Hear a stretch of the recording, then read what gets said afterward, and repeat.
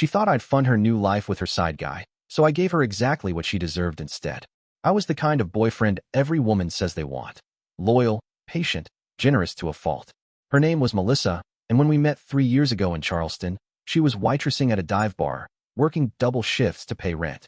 I was already doing well as a software consultant, freelancing remotely, making good money, and never flaunting it. I liked staying low-key. She liked attention. Maybe that should have been the first red flag. Melissa was beautiful, no doubt. The kind of beauty that draws eyes even when she's not trying. But beneath the surface, she was always chasing the next shiny thing. When we started dating, she used to talk about stability, how all her exes were broke or liars, how she just wanted someone serious. I believed her, so I gave her everything she said she wanted. I moved her into my condo 6 months in, bought her a used Jeep because her old car wouldn't start half the time, and even paid off her $8,000 credit card debt. She cried that night, said no one had ever done anything like that for her. I believed her again. For 2 years, things were comfortable. She never had to work more than part-time again. I covered every dinner out, every vacation, Mexico, New York, even a surprise trip to Paris for her birthday. I was building a future. I thought we were building it together. But now I see, I was just financing her freedom. The little cracks started to show in the 3rd year. Her phone was always face down. She'd get cagey when I asked who she was texting. When I suggested couples therapy after one of our fights, about how distant she'd become, she laughed and said I was overthinking everything. Then came the night I found the hotel receipt, tucked into a jacket she rarely wore. A one-night stay at the Palms, a luxury resort just 40 minutes outside the city. Not a vacation. A place you rent by the night when you want privacy and don't want to risk being seen. She said it was a gift from her cousin. Spa day, she claimed. I didn't argue. I didn't scream. I just watched her lie to me like it was second nature. That's when I knew I'd been played. But I didn't confront her. Not yet. I spent the next few weeks quietly collecting evidence. I installed a monitoring app on our shared iPad, which she logged into from time to time. I checked the iCloud backups, photos, messages. The truth started pouring in, one betrayal after another. The other guy's name was Daniel, a bartender at a fancy rooftop place downtown. Younger than me, leaner, broke as hell, and apparently more exciting, based on what she texted him. She told him she was only staying with me for stability, that she was buying time. I guess I was her safety net while she played house with him behind my back. I read everything, every sext, every plan to finally move in together once she had some savings. My savings. I didn't cry. I didn't even get angry. Instead, I smiled. Not out of happiness, but clarity. I had spent 3 years building Melissa's little fantasy world. Now, I was going to burn it down, with a smile on my face. But not with violence. No, Melissa didn't deserve passion or rage. She deserved precision, and she would never see it coming. Melissa kept playing house, completely unaware that the stage was being slowly dismantled around her. I continued being the perfect boyfriend. Flowers on Wednesdays, brunch on Sundays, even foot rubs when she came home, tired from errands. I watched her closely, almost like a scientist watching a specimen. I wasn't angry anymore. I was focused. I started with the finances. First, I moved all the savings into a new account she didn't know about. It was easy.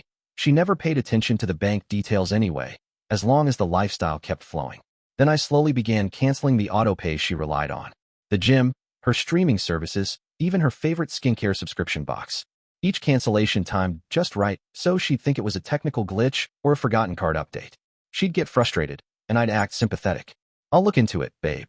She'd pout, and then shrug. Typical.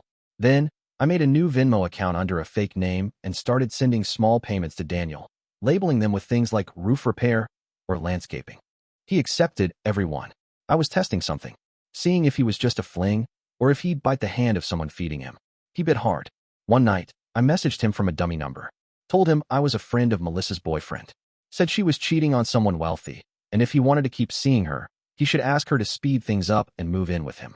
I watched their text later that night. Daniel, babe, I don't like lying anymore. Let's just be together. For real. Melissa, I know. Just a little longer. He's so close to buying a second property. Then I can walk with some cash. She was planning to take my down payment money and run. I should have been devastated. Instead, I felt electrified, because what she didn't know was that there was a second property, and it was already in Daniel's name. Let me explain. Months ago, before I discovered the truth, Melissa kept pushing the idea of us investing in a vacation property in Asheville. I told her I'd consider it. After I found out about the affair, I created a paper trail of interest under her name, emails, fake documents, text messages from a burner number pretending to be a real estate agent, all designed to prove she had an active role in fraudulently co-signing a mortgage with Daniel. I also funneled a small portion of my money, $10,000, into that fake deal, just enough to make it legally messy and fully traceable. Why? Because in 2 weeks, I'd be turning it all over to the IRS and filing a report for suspected tax fraud and identity manipulation. I had all the documents ready. Screenshots, bank transfers, voice recordings, thank you, smart speaker in the living room. But that was just the background move. The real twist was coming. One evening, I left my laptop open while Melissa was doing emails at the kitchen table. I stepped out, forgot my phone, and came back 5 minutes later. Just enough time for her to peek. I wanted her to see the email from a fake law firm on my screen. Subject, divorce settlement draft, full asset transfer. The moment I returned, she slammed the laptop shut. You shouldn't snoop, I said calmly. I wasn't, she stammered. But I saw the panic in her eyes. She thought I was onto her. And I was. But not in the way she feared. She believed she needed to act fast now. And people who rush make mistakes. Over the next few days, she became sweeter than ever. Breakfast in bed. Random compliments. The sex improved. It was a last-ditch performance, and I gave her a standing ovation every night. I played my part, because the curtain was about to drop. And Melissa? She was walking straight into it. Melissa had no idea she was helping orchestrate her own downfall. Every sweet gesture, every attempt at seduction, none of it was real. But I let her think she was winning. I even left another fake email open on my phone, this time about liquidating crypto assets for a shared future. She saw it. I made sure of that. And like clockwork, she started whispering things at night like, I can't wait for our next chapter, baby. I'm ready to settle down, for real. It almost made me laugh. Almost. She didn't realize the next chapter one was writing had her name in the title, and it was called Public Ruin. I waited until Friday. Friday was her me time, mani pedi, hair appointment, fake Pilates class, which I knew was really her meetup with Daniel. But this Friday was different. At 10 a.m., I sent Daniel a message from Melissa's number. Something like, change of plans. Can we meet at your place instead? Feeling too lazy to drive out today. Just leave the door unlocked. I'll let myself in. He replied with a smug thumbs up and a "we're that thing I like" winky face. That was all I needed. By noon, Melissa was out. I already had a bag packed, just the essentials. Passport, important documents, backup hard drive, and a flash drive labeled M. Inside, everything. All the evidence I had gathered over the past 2 months. Before leaving, I did 2 things. 1. I forwarded everything to her mother and sister. 2. I filed the fraud reports with the IRS and CC'd a friend of mine who worked in local media. Then I drove to Daniel's place. I didn't knock. I walked in and found him half-dressed, lounging on the couch. He looked surprised, then confused. You're exactly who you think I am, I said. I handed him the flash drive and said, this is everything. You might want to lawyer up. Then I turned and walked out. Melissa showed up at his door 20 minutes later. I wasn't there, but I imagined the moment. Daniel panicking, Melissa trying to play dumb, realizing her two-faced empire had finally collapsed in on itself. No more backup plans. No more sweet-talking her way out. The fallout was glorious. Melissa tried calling me 17 times that night. Then she texted. First confusion, then panic, then rage. WTF is going on? What did you do to Daniel? I swear to God you're ruining my life. You psychopath, I'll call the cops. Please just talk to me. I didn't reply. 2 weeks later, her job fired her.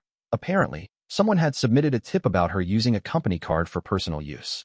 Another thing she thought I didn't know about. Daniel blocked her. Turns out he didn't want the baggage once he realized I was the one funding all their fun. The IRS opened a case file. Nothing serious yet, but enough to make her life miserable for the next few years. And me? I moved to Denver. I didn't even take everything, just enough. Sold the condo, gave away her Jeep, canceled all joint accounts. The last time I heard her voice was through a voicemail, sobbing, saying she didn't understand what she did wrong. But that was the thing. She never noticed. Never noticed what I gave. Never noticed how much I sacrificed. She didn't even notice she had everything, until it was gone. They say revenge is best served cold. I say it's best served legally, slowly, and with enough paper trail to make it sting for years. And Melissa? She'll spend the rest of her life telling people how I went crazy. But deep down she knows. She lost the only person who ever gave her everything. And she never even noticed. I appreciate you watching till the end. Hit that subscribe button and stay tuned for more content.